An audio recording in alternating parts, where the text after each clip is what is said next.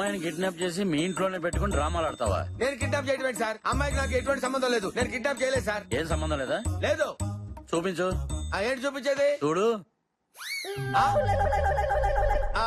ఆడెవడో నా ఫ్యాన్ అయి ఉంటాడు సార్. దానికి నేను ఎలా బాధ్యుడు అవుతాను సార్? మరి ఆ అమ్మాయి ఒంటి మీద డ్రెస్ ఎలా వచ్చింది? అమ్మాయి ఒంటి మీద డ్రెస్ ఎలా వచ్చింది నన్ను అడుగుతారండి? అమ్మాయిని అడగండి సార్. ఆ అమ్మాయిని అడగాల. మరి నన్ను అడుగుతారా?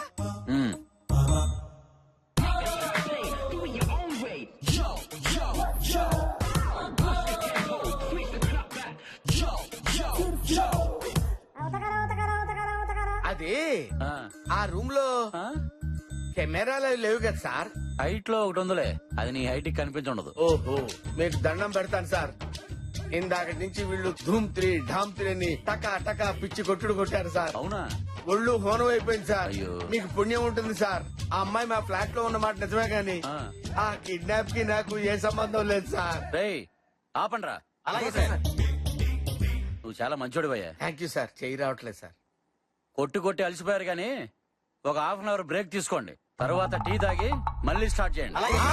హలో. అదే మేడం, నెక్స్ట్ వీక్ షూట్ పెట్టుకోమంటారా? అది చెప్పాను కదండి, పాప యూరోప్ ట్రిప్ కి వెళ్ళిందని. ఇంకా 1 వీక్ అవుతుంది. రాగానే తనతో మాట్లాడి డేట్స్ కన్ఫర్మ్ చేద్దాం. Okay madam. థ్యాంక్స్ అండి. బేబ్ ఫ్రీగా ఉన్నట్టుంది, ఎలాగైనా పడేయాలి.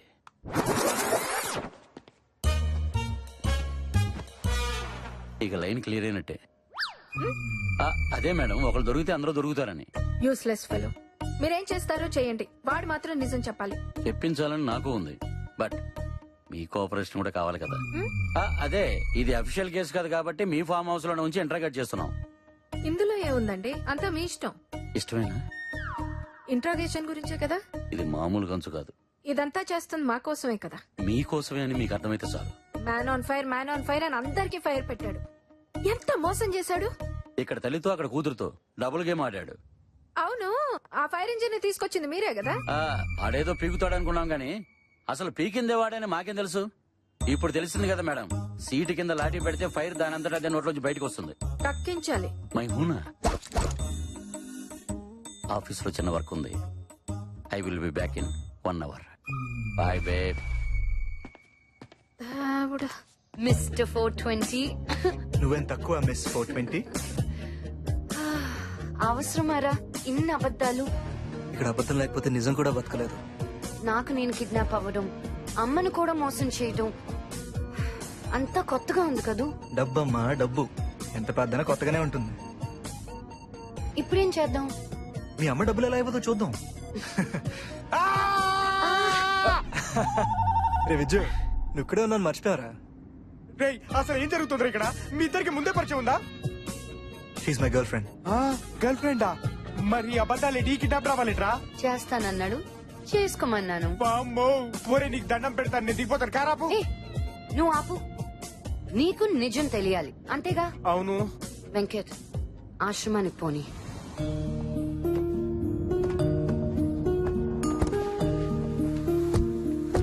అత్త బాగున్నారా?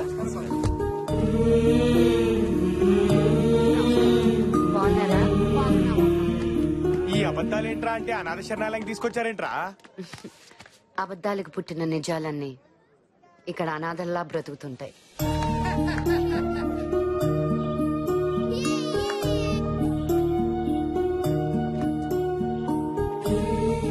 ఈ అనాథల్లో పిల్లలే కాదు, పెద్దవాళ్ళు కూడా ఉన్నారు.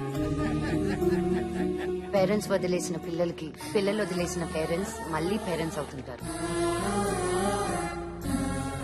బయట బంధాలన్నీ అనాథలైపోతుంటే ఇక్కడ అనాథలందరూ బంధాల్లా బ్రతుకుతుంటారు. మన నవ్వుని, ఏడుపుని కూడా అవసరానికి వాడుకుంటున్నాం. ఇక్కడ అది ఉండదు. వీళ్ళ బ్రతుకుల్లో క్లారిటీ లేకపోయినా ప్యూరిటీ ఉంటుంది. కానీ నెలకొకసారి మాత్రం చిన్న బాధ ఉంటుంది. బాధ? ఆశ్రమానికి పిల్లల్ని దత్తత తీసుకోవడానికి వస్తుంటారు. నీ పేరేంటమ్మా? చిట్టి. నాతో వచ్చేస్తావా? నీకు బొమ్మలు కొనిపెడతాను, బట్టలు కొనిపెడతాను, స్కూల్లో చేర్పిస్తాను. అమ్మా అని పిలువనిస్తారా? ఆనందం ఒకరి కోసమే వస్తుంది, కానీ బాధ అందరూ కావాలనుకుంటుంది. నా బెస్ట్ ఫ్రెండ్ పండుని కూడా. మగపిల్లలు ఏడవకూడదని ఆయా చెప్పింది. ఆమెకి వాళ్ళ అమ్మ చెప్పుంటుంది, బాగా చెప్పుద్ది. నీకు కూడా ఒక అమ్మ దొరికిద్దిలేరా. మొన్న మా సీనుగాడికి దొరికింది, అంత ముందు పుచ్చగాడికి దొరికింది, ఇప్పుడు నీకు. నా కళ్ళ ముందు వచ్చిన వాళ్ళు అందరికీ దొరికేస్తున్నారు, నాకే. నా ముఖం చూస్తే పారే బుద్ధి వేస్తుందేమో గాని పెంచుకు బుద్ధి ఏదేమో. పండు హెడ్ తెలుసా? హెడ్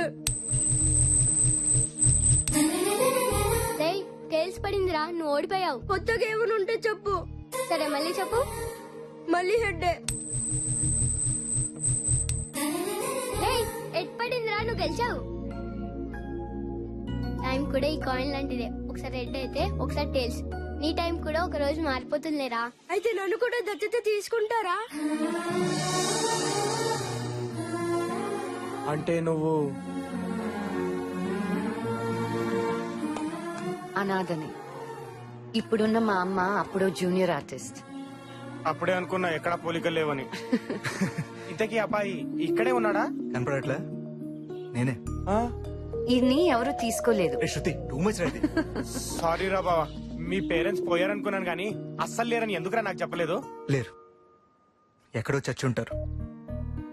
ఎక్కడ చచ్చారో తెలిస్తే చచ్చినా ఉన్నట్టే, ఎక్కడున్నారు కూడా తెలియకపోతే ఉన్నా చచ్చినట్టే.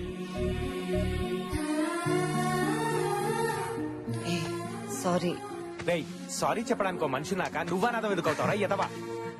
మరి శృతి ఈ కిడ్నాప్ రావాలేంటి? ఎవరూ లేని నీకు అమ్మాయింది కదా, అలాంటి అమ్మని మోసం చేయడం ఎందుకు?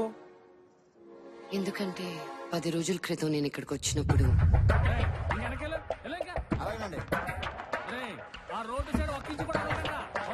Excuse me.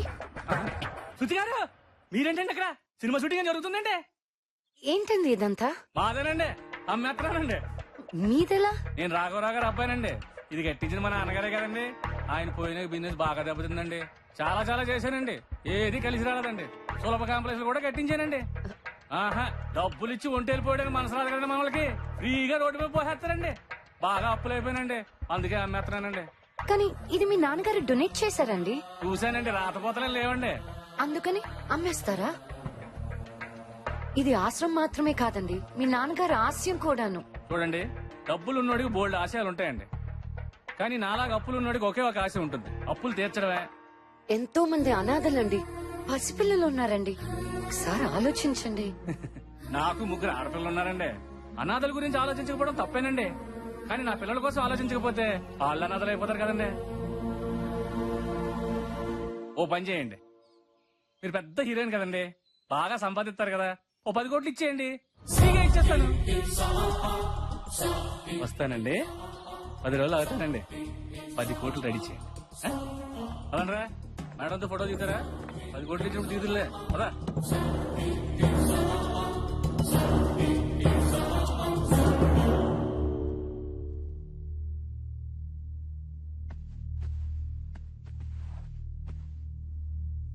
ఏమైందమ్మా? ఏం లేదు. ఎలాంటి బాధ అయినా అమ్మతో చెప్పుకుంటే పోతుంది. చెప్పమ్మా. అందరికంటే ఎక్కువగా అద్దంలో చూసుకునేది ఆర్టిస్ట్. తనని తాను తక్కువ చూసుకునేది కూడా ఆర్టిస్టే. నాకు మేము కనిపించాం, మాకు సంబంధం లేని క్యారెక్టర్లు కనిపిస్తుంటాయి. నన్ను నాకు చూపించే అద్దం అనాథాశ్రమం. పోతుందమ్మా. ఏం జరిగింది తల్లి? అమ్మేస్తున్నారమ్మా.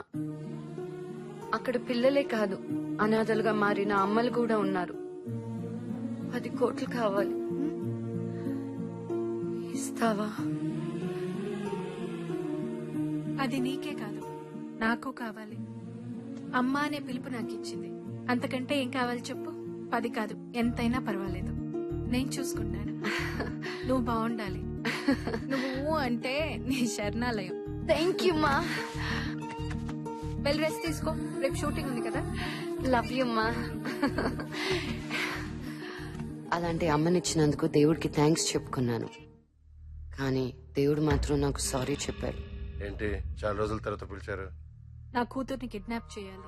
నీ కూతుర్ని?